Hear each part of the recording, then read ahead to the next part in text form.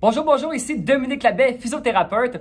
On me demande souvent, c'est vrai en plus, je dis pas ça pour avoir l'air d'avoir plein de questions, d'avoir l'air populaire, mais c'est vrai qu'on me demande souvent ça, surtout en clinique, de mes patients, sur les réseaux sociaux, etc. C'est quoi le meilleur échauffement avant l'activité physique, avant le sport? C'est quoi la meilleure façon de s'échauffer? Puis je pense que l'idéal, c'est de garder ça plutôt simple.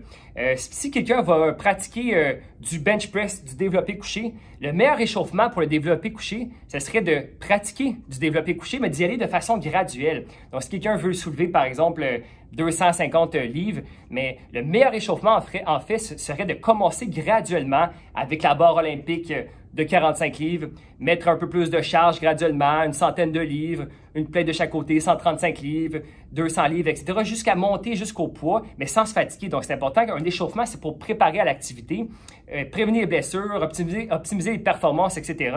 Donc, c'est important de ne pas trop se fatiguer. Donc, d'y aller graduellement. Si vous voulez faire de la force avec plus lourd, mais faites des séries beaucoup plus légères, sans trop se fatiguer, pas trop de répétitions, par exemple, et graduellement se rendre vers la charge plus lourde. Quelqu'un qui est très, très fort, qui peut soulever 350 livres, mettons, ben, ça peut prendre plusieurs séries quand même pour bien s'échauffer. Ensuite, c'est la même chose, je trouve, pour la plupart des sports. Si vous jouez au soccer, au badminton, au tennis, un très, très bon échauffement, c'est de faire les mouvements que vous allez faire pendant le sport, pendant l'activité physique, mais de façon graduelle. Des petits changements de direction, frapper la balle tranquillement, faire des petites passes, courir sur place et d'y aller de plus en plus intense en augmentant la puissance, l'intensité.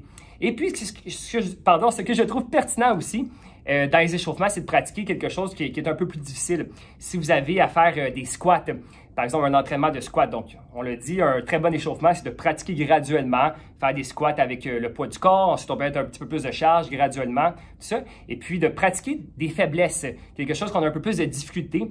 Donc, si vous avez un manque de mobilité au niveau de la cheville, par exemple, qui limite votre squat, donc dans l'échauffement, je trouve que c'est une très bonne idée de faire quelques exercices de mobilisation de la cheville, de mobilité pour échauffer la cheville pour qu'elle soit un peu plus flexible pour le mouvement. Mais je trouve que, en effet, gardons ce simple. Donc, on peut faire aussi un échauffement qui est un peu plus général, un petit jog, bien sûr, augmenter la température corporelle, etc. Mais ce qui est vraiment pertinent, c'est d'être spécifique au mouvement, à l'activité qu'on va faire. Donc, de faire l'activité qu'on veut pratiquer en échauffement de façon graduelle, en augmentant l'intensité graduellement, sans trop se fatiguer. Voici une très, très bonne façon de s'échauffer finalement. Merci de votre écoute et à une prochaine capsule.